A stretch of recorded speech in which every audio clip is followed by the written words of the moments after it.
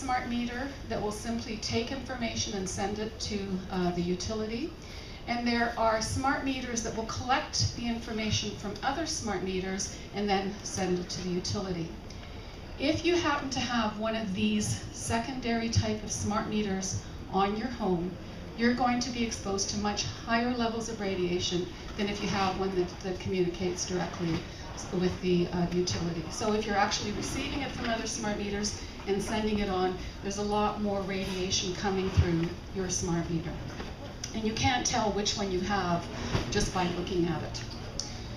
These smart meters will emit pulses, short, high frequency, high intensity pulses, anywhere from 7 to 132 times a minute.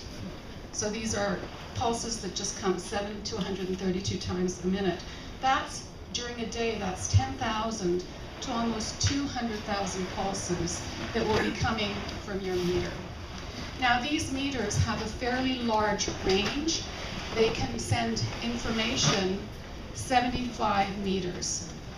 So if you live beside other homes that are closer than 75 meters, you're getting some of their radiation as well. They radiate in the 900 megahertz range, which is 900 million cycles per second, and they're transmitters, which means they're sending information, and they're receivers, which means they're receiving information. And a lot of people simply believe that smart meters are miniature cell phone towers that you have in your home. Except they're not communicating with other cell towers, they're actually communicating with other smart meters. Now, I know people are very, very concerned about smart meters on their home.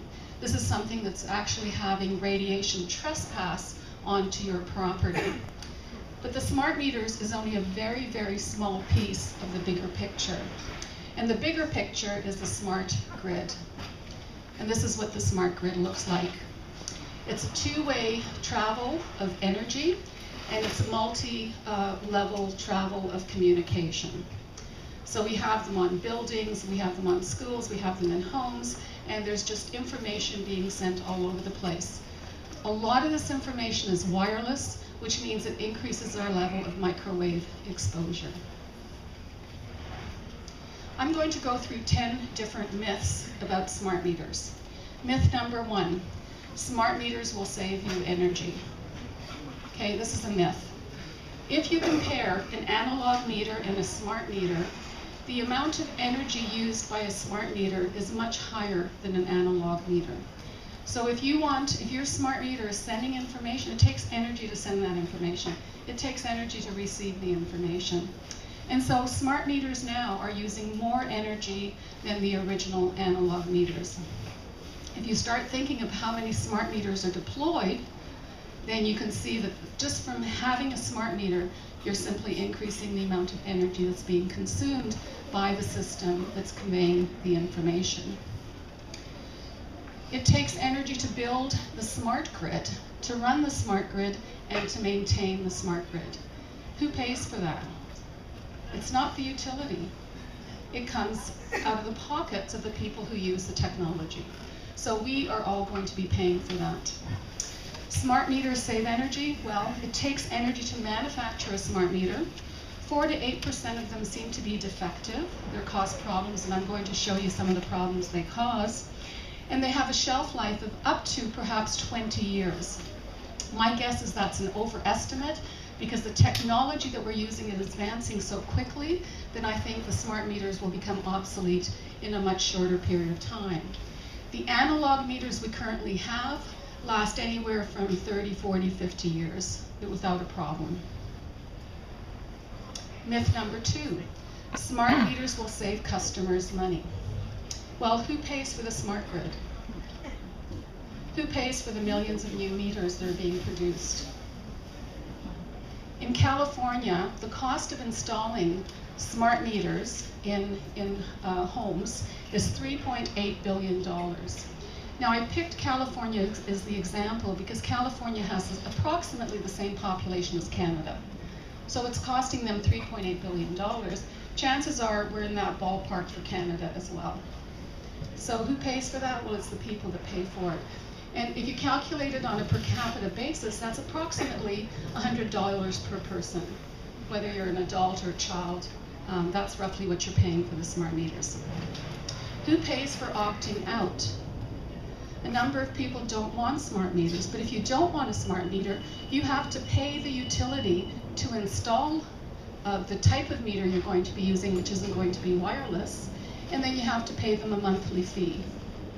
In Toronto Hydro, the installation is $225 plus taxes, and your monthly fee is $24 plus taxes. So you have to pay that every single month. And what they recommend for people who don't want to have a wireless smart meter is that you get a dedicated phone line. And that phone line is shielded, the cable on the phone line is shielded, and so there's no radiation coming from it. And then all that phone line does is communicate with the utility. So that's what they're asking people in Toronto to do. Myth number 2, smart meters will save customers money. A number of people complain that when a smart meter goes on their home, their utility bill increases. And this is just one example of it. Here you have before, for January, February, March, April, all the way up to September. In October, the smart meters came in, and the utility bill jumped. This is really quite common. It happens in about 80% of the homes that have smart meters. The jump might not be a twofold, but there's a substantial increase in the amount of money you're paying for your electricity. Now, these people are not consuming more electricity. Okay, they're normally using the electricity, but there's something wrong. And we think that there's an accuracy problem with some of these smart meters. They're not reading accurately, and that has to be tested and looked at. Smart meters, this is actually true, this is not a myth, will make the utility money. So they're not going to save the customer anything, but they're going to make the utility money. And that's not a bad idea. You want your utility to be self-sustaining. What they're going to be doing, the reason they're putting smart meters on that measure your electricity on a regular basis is because they're going to charge you different amounts for different hours during the day. So in the middle of the night, you're on a low off-peak mode. And according to this, it's going to be 4.4 cents per kilowatt hour. This will change depending on the community you're in. Mid-peak is shown here in yellow, 8 cents per kilowatt hour. And then high peak is shown here in red, and it's 9.3 cents per kilowatt hour. So if you reduce your use of electricity during high peak, you will not have to pay the high rate. But if you continue to use it, you are actually paying higher for that power. So the way the utility tries to sell this technology is we're trying to educate people to use their electricity wisely. So instead of doing your laundry, at 7 o'clock in the evening, you would do it in the middle of the night. And this is not a bad thing to do. Okay, so you can stay up all night and not bother sleeping and do your laundry. Myth number 3, smart meters have been tested and are safe. If we have electronic devices that we plug in to our electricity, they usually come with a label. And that label looks like this, the UL, which stands for Underwriters Laboratories. And what this assures you of is that that product will not catch fire.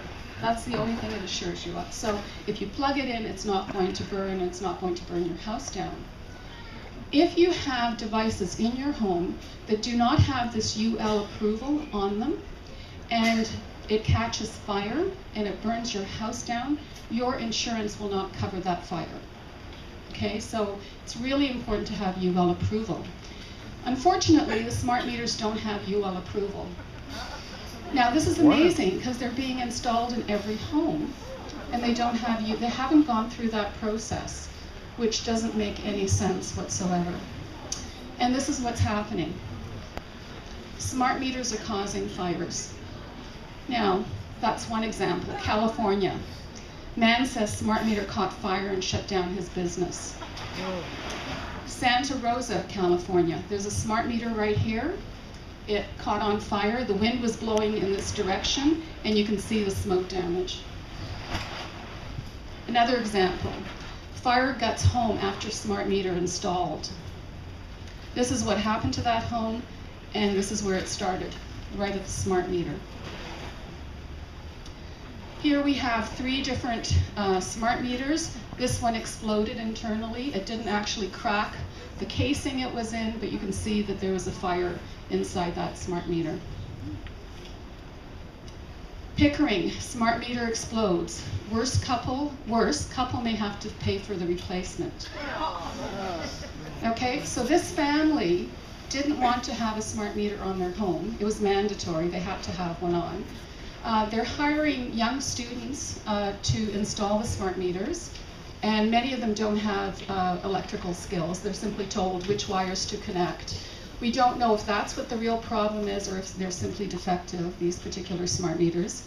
So they burn. They might burn your house down. They might just explode and not cause much damage beyond that, but it's your responsibility. The utility will not take responsibility for any damage that is done to your property because of a smart meter. Somehow that just doesn't make any sense to me. Myth number 4, utilities cannot determine what appliances you are using and when, so there's no privacy issue, because that's another concern. People say, well, I don't want them to know exactly what I'm doing when I'm doing it. Here's a little cartoon. We'd have come by earlier, but the smart meter said you were in the bath.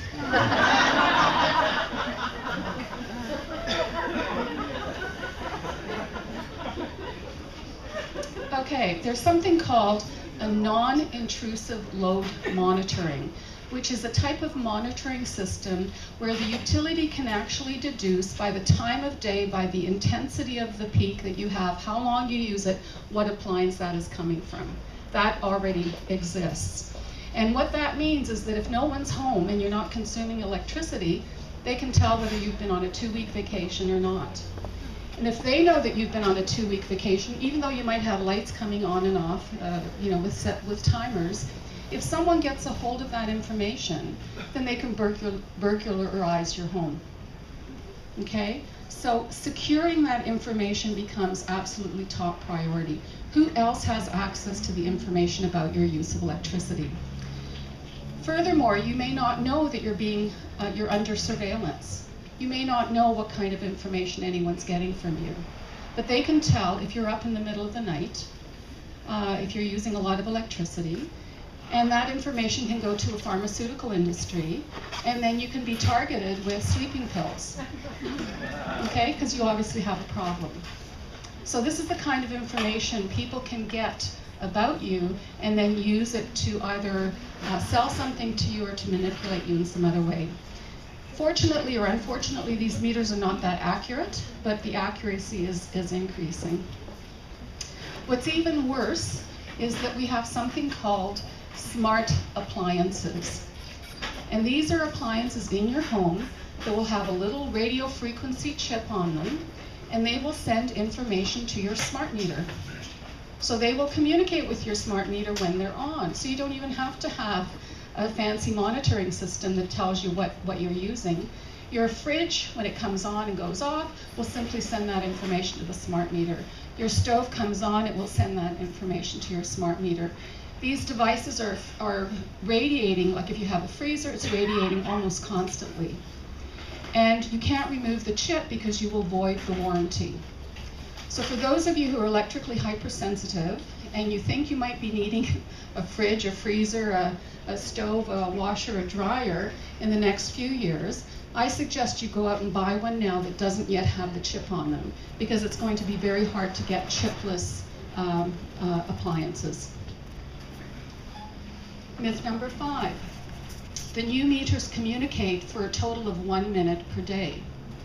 And this comes from BC Hydro Regeneration to a letter that was sent to a customer in January of last year. Okay, if that were true, then if you go to a smart meter, you would probably and you have a meter that measured it and made a sound, it would be silent most of the time except for that 1 minute of radiating. Here we have a smart meter in Ontario that was measured by Martin Weatherall, who some of you may know. And this is what he found.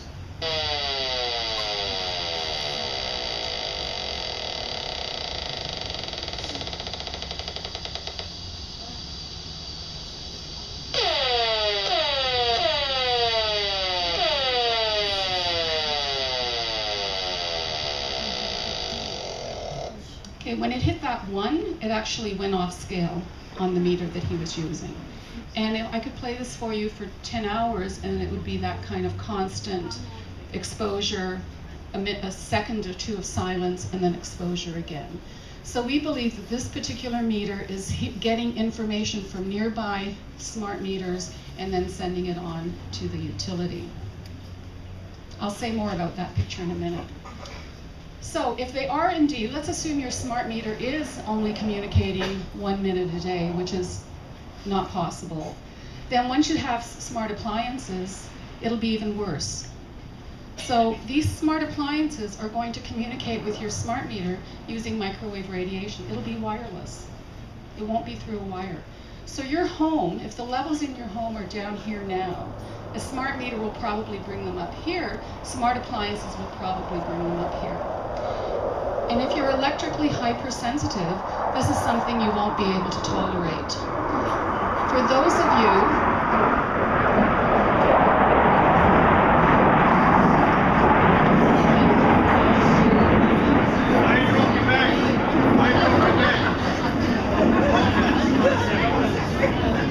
That's probably Quebec Hydro trying to derail the presentation.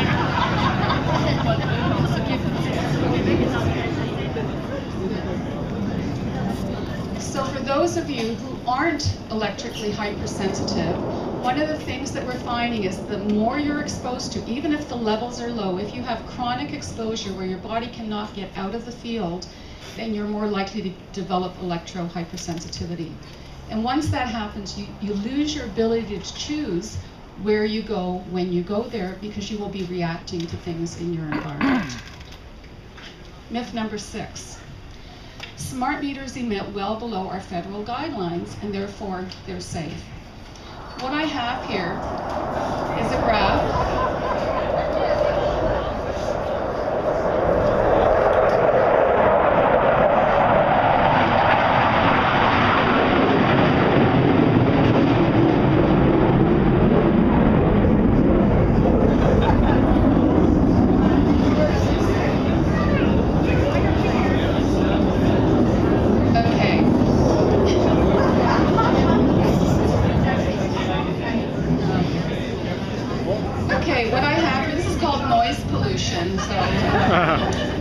What I have here is a graph that shows you the power density, which is how we measure the intensity of the radiation, the radio frequency radiation. And it's a log scale, which means that every time you go up one of these bars, it's 10 times higher. So it's using a log scale. And what I have here in purple are the guidelines from different countries. The guidelines are the standards from different countries. They range 5 orders of magnitude.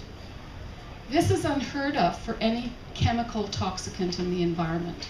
If lead at a certain level is considered toxic in Canada, the same values are considered toxic in Sweden. They're not going to vary very much. So to have this vary 5 orders of magnitude boggles the mind. People in Russia are not more sensitive than us, and therefore they have to be exposed to lower levels.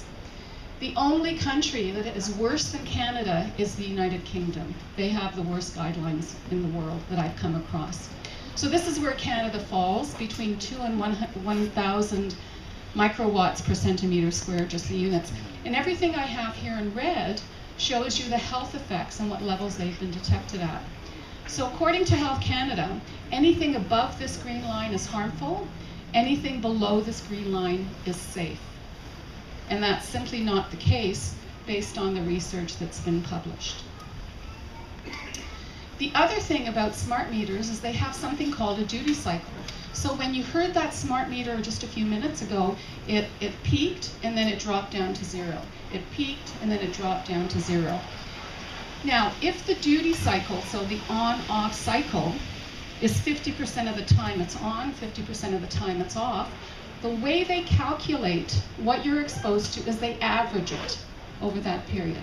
So let's assume the highest peak in this on period is 200 units, and you've got a 50% duty cycle. What the utility will tell you you are exposed to is 100 units, okay? If the duty cycle is 80%, they will say it's 160 units. If the duty cycle is 5%, they will say it's 10 units. And the duty cycle for most smart meters is between 1 and 5%, which means they're giving you an underestimate of what you're actually exposed to. Biologically, it's not the average that is critical, it's the peaks that are critical. You respond to the highest level of exposure, not to some arbitrary statistical average.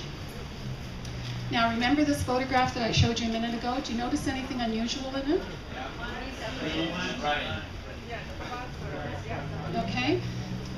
For some reason, the leaves here, this is one plant, the leaves here are in a really bad shape. Martin Weatherall went back the following year. This bush was dead. It didn't exist anymore, and it started to die after they installed the smart meter. So the assumption is that it was the radiation from the smart meter that killed the plant. And that's easy enough to test.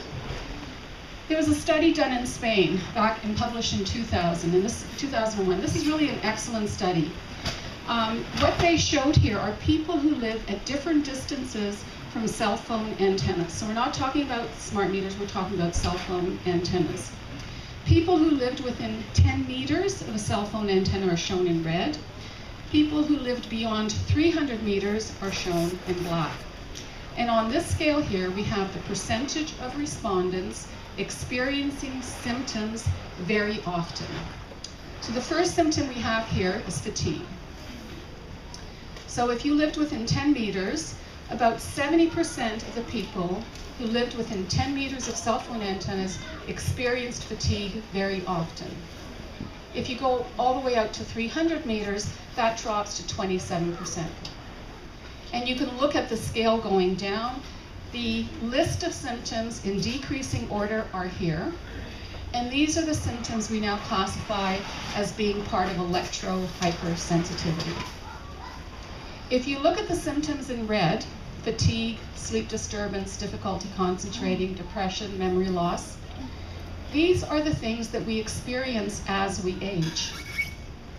And so I call electro-hypersensitivity rapid aging syndrome. Because you feel as though you're getting older very quickly.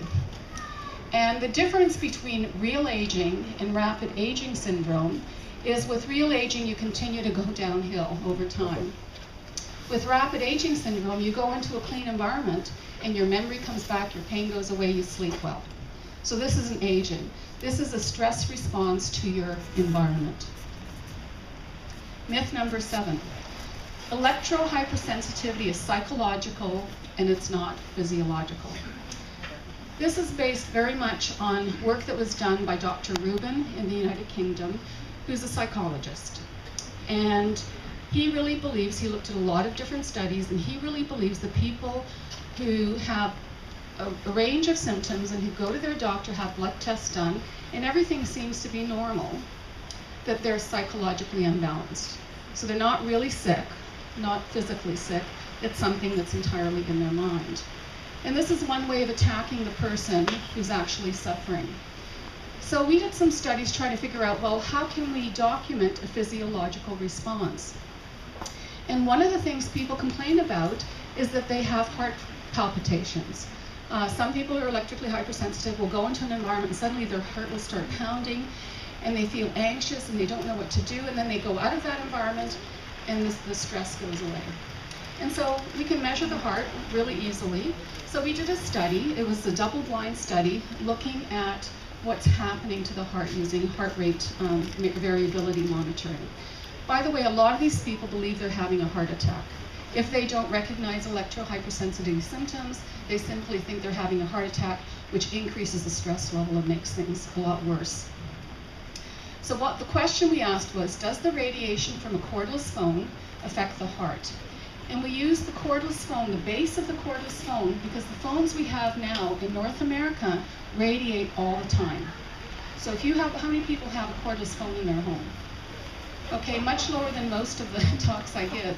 If you have a cordless phone in your home, the worst place to keep it in is in the bedroom, because it's like having a mini cell tower in your bedroom. the highest exposure you're going to have in your home is going to be from that cordless phone, even if you're within 100 meters of a cell tower. It's going to be that cordless phone that's going to cause the problem. So what we did is we wanted to find out, does the radiation from a cordless phone affect the heart? The phone we used was 2.4 gigahertz frequency, 2.4 billion cycles per second. The guidelines in Canada are 1,000. Our highest exposure was 3. So that's 0.3%, less than 1% of the safety code guidelines in Canada. And we exposed people for 3 minutes at a time. So a very short period of time. This is what the technology was. It's called Nerve Express. So a person would lie down on a table or on a bed. We would hook them up with a monitor, put the cordless phone base about 2 feet away from their head, plug it into a live outlet, it would radiate, or plug it into a dead outlet, and that would be our sham exposure. So they could hear us plugging something in or unplugging it, but we did it randomly, and so they didn't know what was going on. And this is what information we got from the computer. Each one of those spikes tells you the time between heartbeats. So if the time between a heartbeat is very long, that means it's a slow heartbeat. If the time between heartbeats is very short, it means it's a reverse kind of way of looking at it. So tall lines means a shorter, slower heart rate, and short lines mean a faster heart rate. It was a double-blind study, which means that the person we were testing and the person who actually looked at the results, which was Dr. Jeff Marangel in Pennsylvania, they didn't know when people were exposed. And so this is what we would send to Jeff. These are the results for 3 3-minute exposures, and he would look at that and try to figure out when that person was exposed and whether the exposure was negative, positive, or neutral. And this is the heartbeat, 58, 56, 58 beats per minute. Are there any cardiologists in the room? No? Okay, can you tell when this person was exposed? They were not exposed? Okay, this is what the results show. They were exposed during stage 2, but they didn't respond. They weren't sensitive, right? So we exposed them and there was no response. Here's another subject. Okay, their heart rate was 68 beats a minute, jumped to 122, went back down to 66. Can you tell when they were exposed? Okay, stage 3 and 5. This is an example of tachycardia, which means a rapid heart rate. And we published this, and one of the statements we make in this publication is, this is the first study that documents immediate and dramatic changes in both heart rate and heart rate variability caused by an approved device that generates microwaves at levels that are below guidelines in Canada. Here's another example. This is when the person was exposed. Here we looked at how it affected the sympathetic and parasympathetic part of the autonomic nervous system. Now, in both cases, you see the same thing. It goes up here and comes down here. The sympathetic part of the nervous system is like a gas pedal. It's getting you to do something. This is the fight or flight response. The parasympathetic part of the nervous system is the rest and digest. And this type of up and down regulation is the fight or flight response. So it's basically saying this person is under physiological stress, not psychological stress, because they didn't know they were being exposed. So it can't be psychological. Okay, I was told I have less than 5 minutes, and because of all the delays, I'm running a bit late. Stress, and I'm not under any stress, so I handle my stress quite well. But stress does interfere with healing. So if your body is under constant stress, it simply cannot heal properly. And here I have an animation that might help explain this. So here we have a caveman who's running away from a woolly mammoth. The woolly mammoth is the stressor, and he's got the flight response to stress. So let's assume he makes it. He goes into his cave. And his cave mate takes care of the problem, right? So he can recover. And actually, short exposure to acute stress is really good for you. That's how athletes train. And they do their best time when they're stressed during a competition. So this kind of response is actually very good for us. Now here's another example. You have the same caveman running away from the woolly mammoth, and he makes it. But this is what he comes home to. Okay. So there's no time to recover. And in this example, that cave mate is the radiation from a smart meter. Okay, I'm not going to have time to complete all of this, but a few more minutes? Okay. On va commencer à 1h15. On va étirer, on va avoir un jeu. Okay, then let me continue. This is a report that came out in 2006, and the scientists here collected information from different publications on how many people believed they were electrically hypersensitive. And you can see here that the rate is increasing quite dramatically. If you follow this through to 2017, they claim that by that year, 50% of the population are going to complain of electrohypersensitivity. Now, they may or may not be electrohypersensitive, but they're going to have the symptoms of electrohypersensitivity.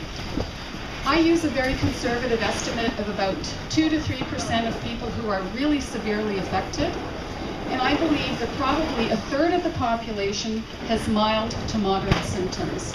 That they're affected, they can still function, they don't even know they're affected, but they get headaches, they get body aches, and they don't sleep all that well. And so they're still affected.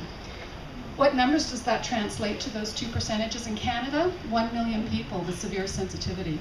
That's a huge number. In the United States, 9 million. In Europe, 15 million. Okay. The 35% comes from a study that we did with teachers, where we cleaned up their environment, and 35% of them improved quite dramatically. So that's what we're basing it on. It's just one study. It's not perfect. It's not, it's not even ideal, but that's what we're basing it on. I actually think the number might actually be going up, and that was a few years ago. Now, myth number 8, scientific communities are divided about the harmful effects of electrosmog. I beg to differ. They aren't divided about the effects of electrosmog. If you take scientists that are funded by the industry and you ask them what they believe, they will say there's no harmful effects. If you take independently funded scientists, by and large, many of them will say there's evidence that there are harmful biological and health effects. So it really depends to some degree where your money's coming from. 70%. That's right, yeah. There's been studies that looked at who funded the study and what conclusion they came up with. Now, the International Agency for Research on Cancer classified radio frequency electromagnetic energy as a possible human carcinogen, a class 2B carcinogen. They had 32 people on that panel that were voting. Out of them, I can't remember the exact number now, I think 12 of them had conflicts of interest. One was asked to resign before he voted because his conflict of interest was so severe. Had that been a totally independent body, I think they would have classified this as a probable human carcinogen, not a possible human carcinogen. Now, there are also scientific bodies and medical organizations around the world that are holding meetings and coming up with appeals and resolutions that no one ever hears about. The media doesn't cover it because it's boring. Seeing a bunch of, eggheads sitting around the table discussing, whether this is the right level or this is the right level is really kind of boring. But they're all around the world doing this, saying we need to have better guidelines. The American Academy of Environmental Medicine spoke out specifically about smart meters last year, 2012. And what they said was we have to recognize that electrohypersensitivity is real and it's becoming a growing problem.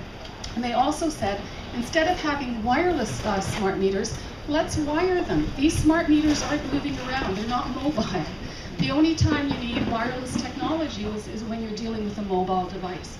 So they're staying in one space, just put the information on a wire rather than putting it through our bodies. Myth number 9. The only health concern with smart meters is microwave radiation. Now, we do know that with microwaves, these are the key issues: cancer, reproductive problems, symptoms of electrohypersensitivity, and electromagnetic interference with medical devices.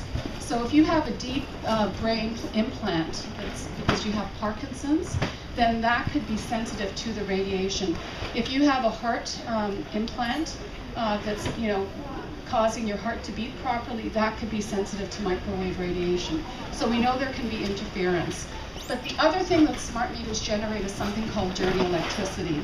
And it's been linked with cancers, high sugar levels among diabetics, people with multiple sclerosis, and with electro-hypersensitivity. And I'm just going to show you one example of an MS patient we were working with.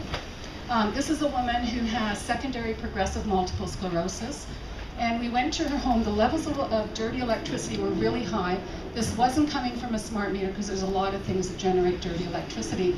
And we asked her to hold her hands out straight in front of her and hold them as straight as she possibly could. You can see here that she couldn't possibly feed herself. Indeed, her mother took care of her during the day and her husband took care of her during the night. We cleaned up the environment, just removed the dirty electricity, and 6 weeks later, this is how she responded. No change in medication. We had this over and over and over again. We presented it to the Multiple Sclerosis Society. They didn't want to hear about it. They want to give people medication rather than really improve their environment. Myth number 10, the last myth. Electrosmog is everywhere. You can't avoid it, so why try? Well, there are people who want smart meter free zones. You can limit your own exposure, especially in your home, and this is really, really critical. You can keep your original analog meter and report the usage to your utility. You can have dedicated wires like the telephone line that I mentioned that Toronto is advocating.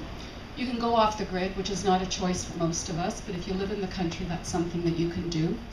And you can reduce your exposure from all sorts of other wireless technology you have in your home, and I strongly encourage that, particularly with the cordless phone. Now, the utilities are very persistent. This is a cartoon from BC Hydro. We've come to install your smart meter. This one as well.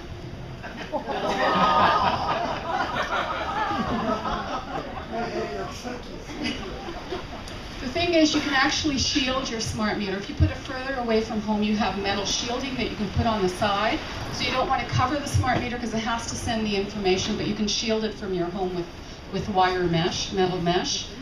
There's foil that you can buy at hardware stores, very inexpensive. It seems to work well. It's a double-sided aluminum bubble wrap that reflects the radiation. And you can install filters in your home to get rid of the dirty electricity. So you have to deal with both the microwave radiation and the dirty electricity to clean up your home. The other thing you should do is monitor your health. And these are some of the things to look at after they've installed a smart meter on your home, or if you go into a certain environment and you begin to feel ringing in the ears or nauseous or dizzy, see if that keeps coming back when you go to that environment. And if it does, it could be something in that environment, whether chemicals or electromagnetic or some other stressor that's